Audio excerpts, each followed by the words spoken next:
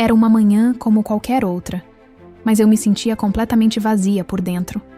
O despertador tocou e por alguns segundos eu fiquei ali deitada, ouvindo o barulho da casa, o som do ventilador, os carros passando lá fora, a voz abafada da vizinha falando ao telefone. Nada parecia me alcançar. Meu corpo pesava como chumbo, e minha alma. Bem, minha alma parecia nem existir mais. Eu me arrastei para fora da cama, sem vontade de fazer nada, sem sentir o menor desejo de viver. Eu não sabia dizer exatamente quando tudo isso começou. Só sei que fazia tempo que eu não orava de verdade. Eu até tentava, algumas vezes no silêncio do meu quarto, mas as palavras morriam na minha boca. Pareciam vazias, sem resposta, sem sentido. Olhava para a Bíblia na estante e sentia um aperto no peito. Antes, ela era minha refúgio. Agora, só me lembrava de como eu estava longe. Eu queria sentir Deus, mas ele parecia tão distante. Deus, onde você está? Eu perguntava em pensamento, mas a única resposta era o silêncio. Lembro-me de uma música gospel que ouvi por acaso no rádio outro dia. Era uma daquelas canções antigas que marcaram minha vida há tanto tempo. De repente, veio à minha mente um culto cheio de vida, gente cantando com emoção, minhas lágrimas escorrendo enquanto eu entregava minha vida a Jesus. Naquela época, eu sentia algo real, uma conexão profunda. Hoje, nada. Tudo parece seco. Eu desliguei o rádio. Não queria lembranças. Não queria sentir essa falta. Mas por dentro eu sabia. Eu precisava de Deus. Mesmo sem entender como, mesmo sem saber por onde começar, eu precisava dele. Eu não queria admitir, mas sabia exatamente quando tudo começou a mudar. Foi há alguns meses, numa noite qualquer, depois de uma discussão que parecia insignificante para os outros, mas que, para mim, foi como um abalo profundo. Eu me virei na cama, olhando para o teto, repetindo para mim mesma: por que eu sempre tenho que estar certa? Por que eu não consigo simplesmente ouvir sem julgar? Era como se dentro de mim houvesse uma barreira grossa, quase impenetrável, que me impedia de reconhecer meu próprio papel naquilo tudo. Comecei a justificar minhas atitudes com medo. Medo de ser ferida, de perder o controle, de não ser suficiente. Mas por trás das justificativas, eu sentia um aperto crescer. Um vazio que eu tentava preencher com ocupação, distrações, até mesmo com palavras duras. E cada passo que eu dava nessa direção, mais distante eu ficava de Deus. Eu já nem orava mais, não porque não queria, mas porque não conseguia. Cada tentativa parecia bater contra uma parede invisível, e eu só me sentia pior. Foi então que percebi algo doloroso. Eu havia construído uma muralha entre mim e todos ao meu redor, inclusive Deus. Meu orgulho, minha necessidade de ter razão, minha incapacidade de me entregar. Tudo isso tinha virado um cárcere. E ali, presa dentro de mim mesma, eu comecei a sentir o peso da solidão. Uma solidão que não vinha da ausência dos outros, mas da minha própria recusa em abrir mão do controle. Eu estava cansada, exausta, e pela primeira vez me peguei desejando algo que não sabia nomear. Talvez perdão, talvez paz, talvez Deus. Naquela noite eu estava exausta, não só fisicamente, mas de uma forma que dói por dentro. Aquela exaustão da alma que não tem cura imediata. Eu me sentei na beirada da cama e simplesmente deixei as lágrimas caírem.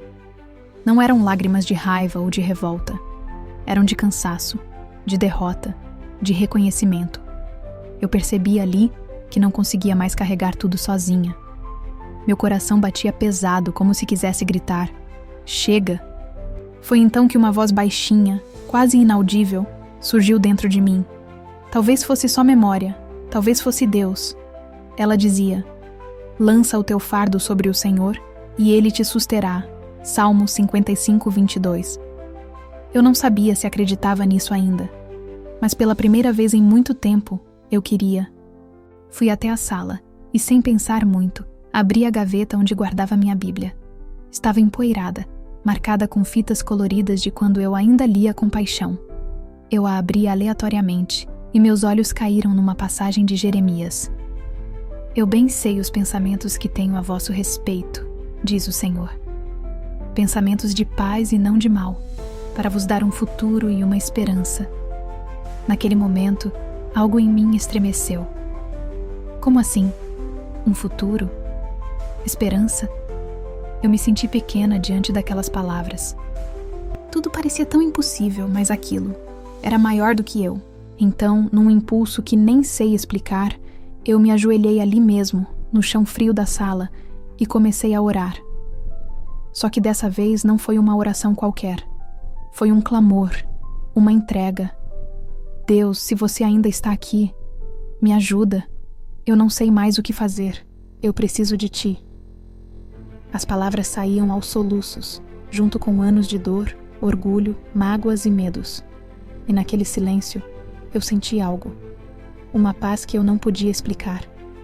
Como se finalmente eu tivesse sido ouvida. Na manhã seguinte, eu acordei diferente. Não tudo. Não era uma mudança mágica ou perfeita. Mas havia algo em mim que antes não existia. Uma leveza estranha. Como se o ar dentro do meu peito tivesse mudado de peso. Eu me sentei na beirada da cama e respirei fundo, quase com medo de acreditar que aquela paz real fosse para valer. Peguei minha Bíblia, ainda aberta na noite anterior em Jeremias, e passei os dedos sobre as palavras.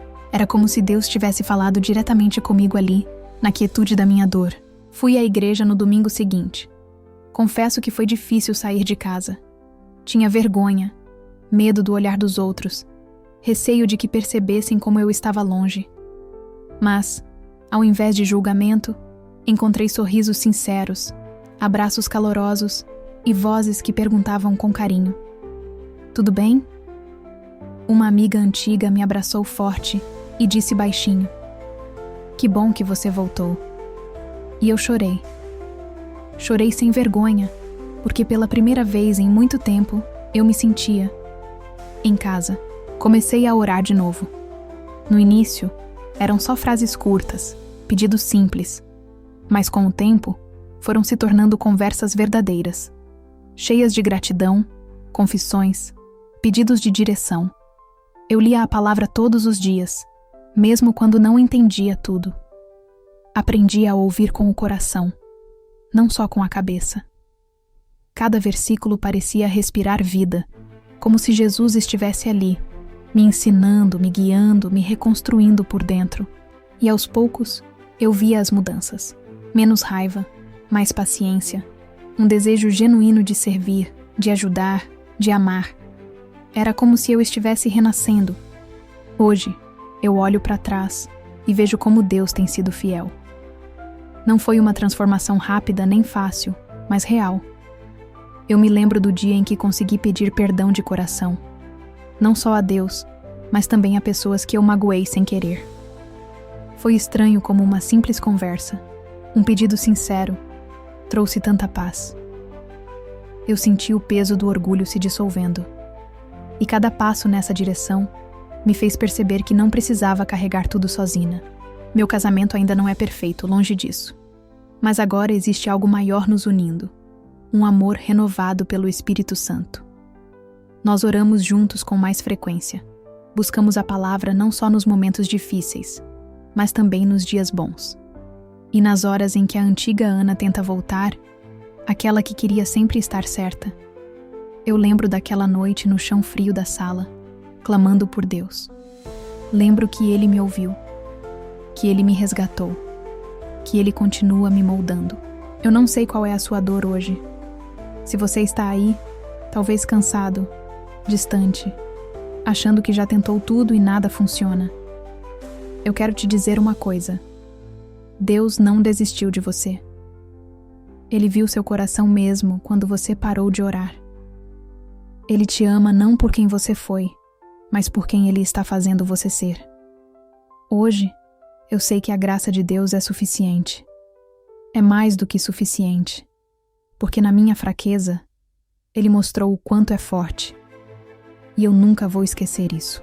Obrigado de coração por nos acompanhar até aqui e por permitir que esta história tocasse sua vida. Esperamos que ela tenha trazido um pouco mais de esperança e fortalecido sua fé. Se você se sentiu conectado com esta mensagem, gostaríamos muito de ter você conosco nesta jornada. Inscreva-se no canal Onde a Dor Encontra Deus, para não perder nenhuma nova narrativa de transformação, e deixe seu gostei se este vídeo te abençoou. E que tal continuar se inspirando? Clique em um dos vídeos que estão aparecendo na tela para assistir a mais um testemunho poderoso de como Deus age em meio às nossas dores. Que a paz de Cristo esteja com você. Até a próxima história.